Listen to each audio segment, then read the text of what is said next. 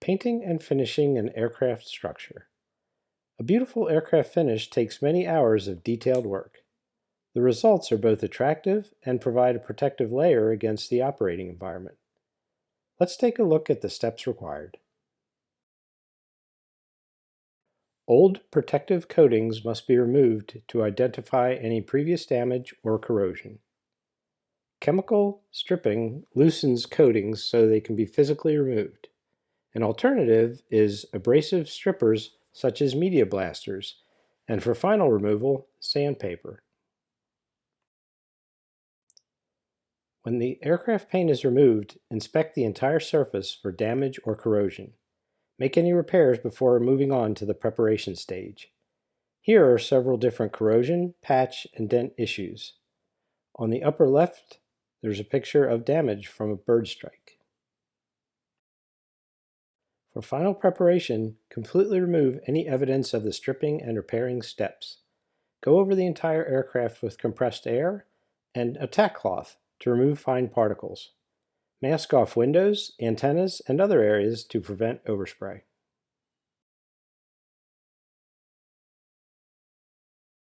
For painting, first prime the surfaces to provide a bond to the surface, prevent corrosion, and prepare a grip layer for the final finish.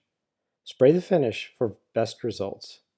Monitor the temperature and humidity of the environment and adjust the paint mixture and equipment settings to match. Now we'll look at the equipment required. Spraying equipment includes a compressor and a paint gun. A siphon-fed gun is enough for small jobs, but larger production work is done with a high-volume, low-pressure gun which delivers the paint directly through a hose from the paint supply. As mentioned, a quality prime coat underlies a quality end result. The final finish for many surfaces is preceded by a wash primer to improve adhesion.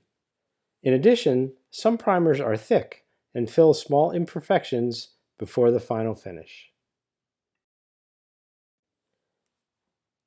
After all the prep and priming, only the finish coat will be visible. Urethane, polyurethane, and epoxy normally have two parts which need to be mixed. The most popular paint used today is polyurethane, which has a glossy finish and superior UV protection.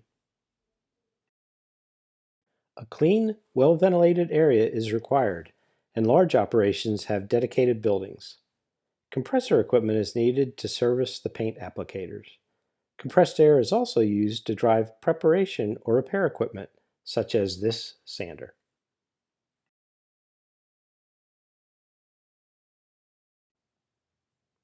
Protecting the technician from the dust and fumes of stripping, repair, and the painting process is job one. Masks are required, and a full helmet with fed fresh air is even better. This technician is also wearing a full protective covering. That's a quick review of the aircraft painting process.